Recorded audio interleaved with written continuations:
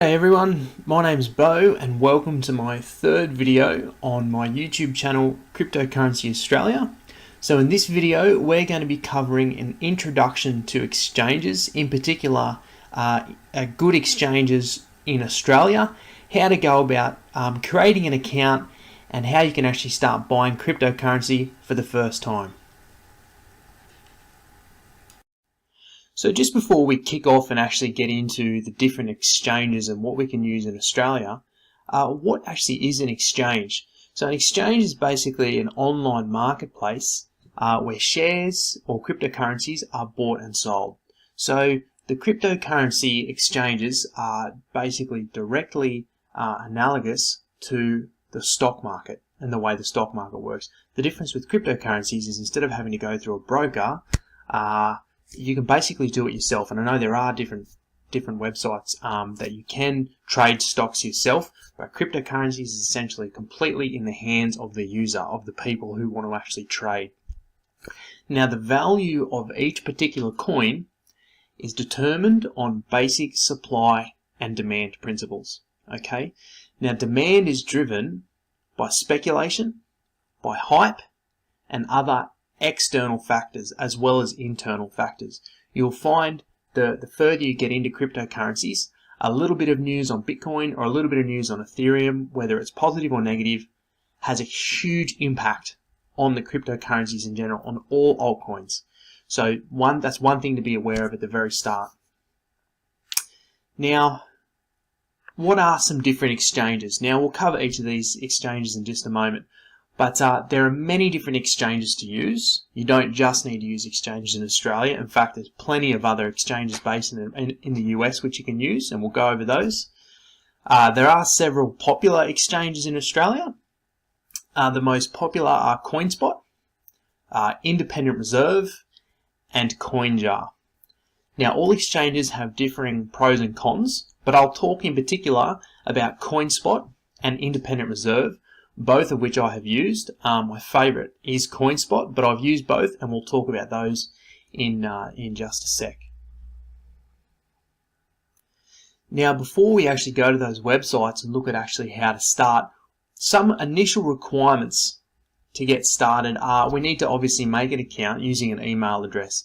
Now, if you have an email address which has been compromised by a lot of spam or some viruses or any phishing, I would suggest that you create a new email address, completely independent, that not many people know about, and use that to make these accounts, just to add an extra level of security.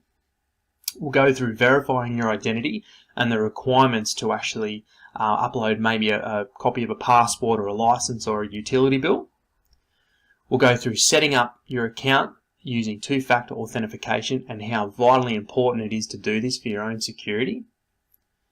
Paper backups and actually backing up your account details on physical paper, and additional security. Some additional security that can be used such as a private browser, antivirus software, and some people even have a second secure computer that they use purely for trading and logging into these accounts.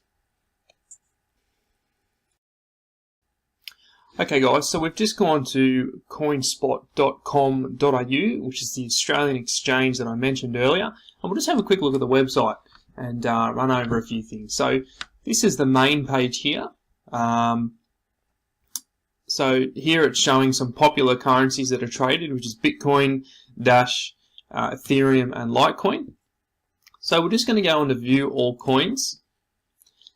Now here are all the coins listed that you can buy on this particular exchange. Now, one issue at the moment is in the cryptocurrency world is different exchanges exchange different coins. Some have a lot, some have a few.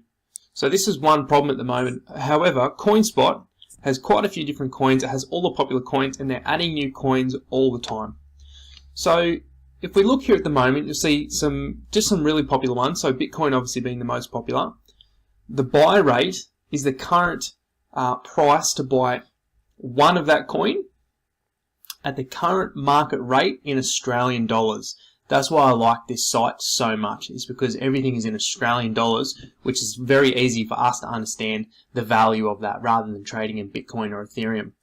Now the market cap is basically the overall value of Bitcoin in the marketplace at the moment. So 55 billion, it's 30 billion above Ethereum. So it's, by a long way the most popular and will be for a long time.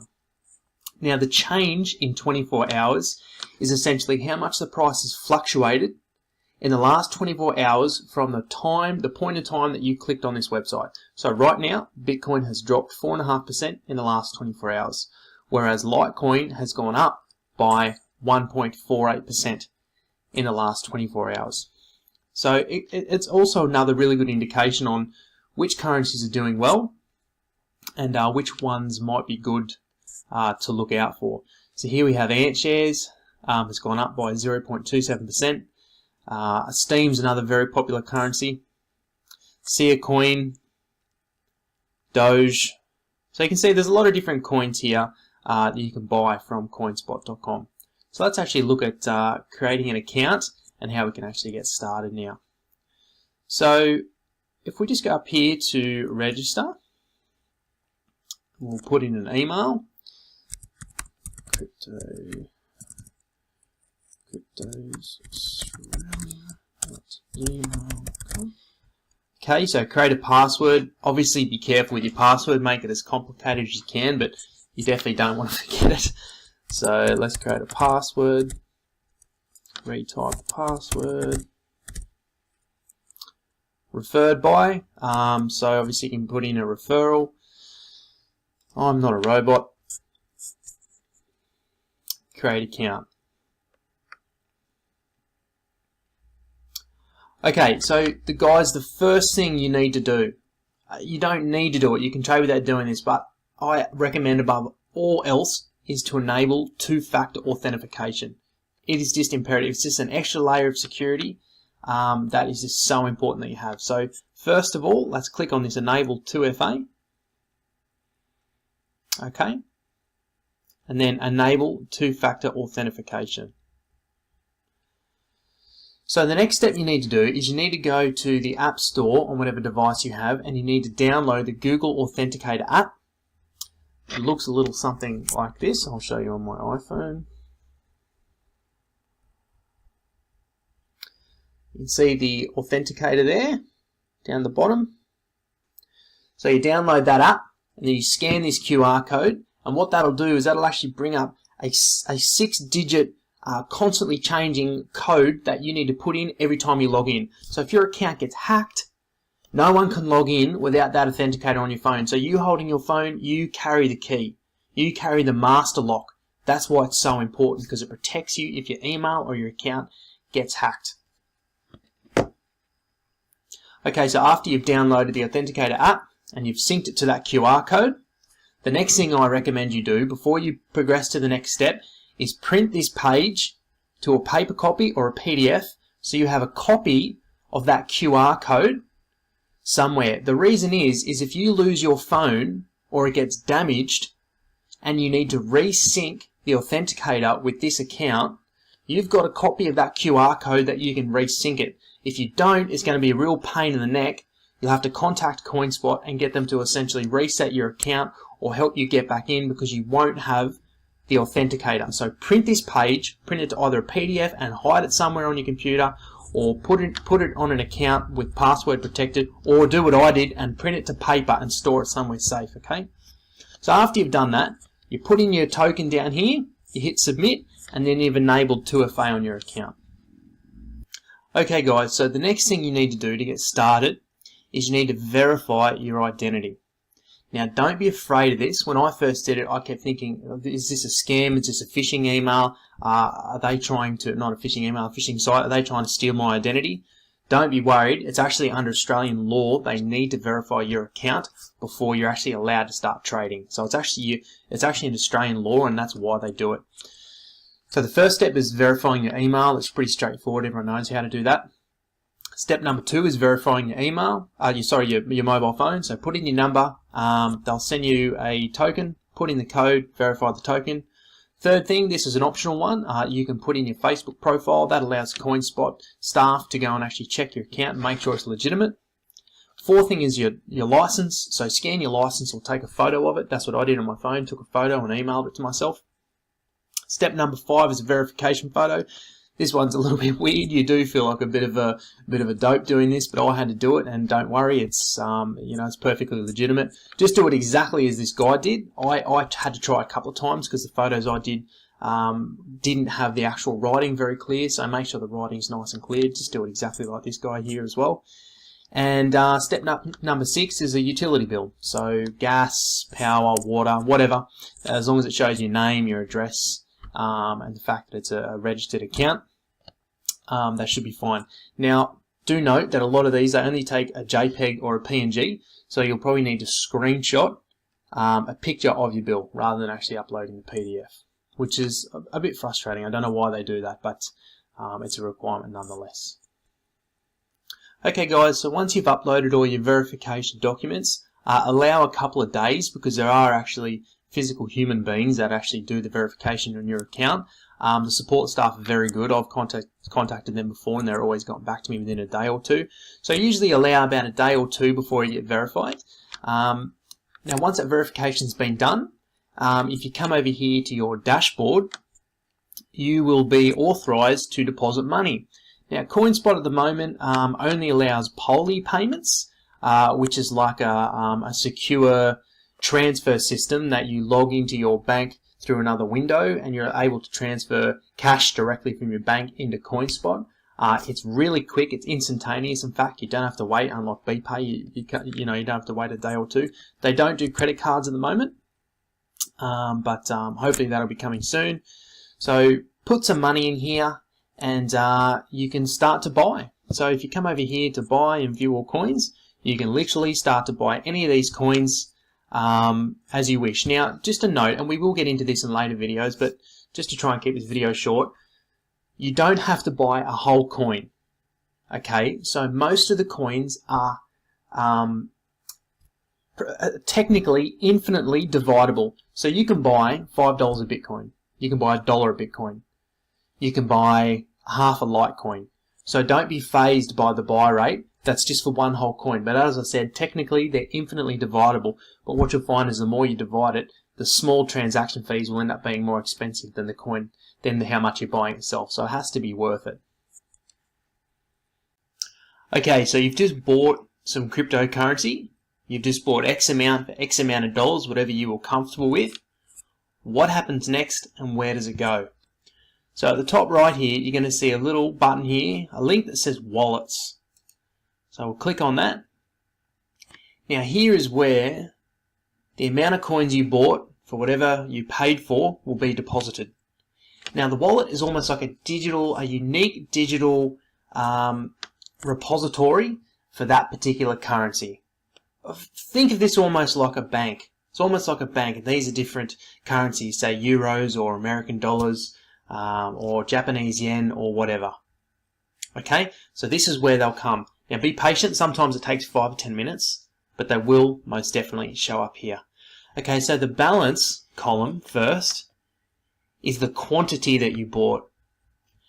Now the approximate value in Australian dollars is the value of your balance at current market rate. So let's just say, for example, you bought $1,500 of Bitcoin. You log in 2 days later and the market's gone up by 10%. So 10% of 1,500 is $150. So your approximate value will be $1,650.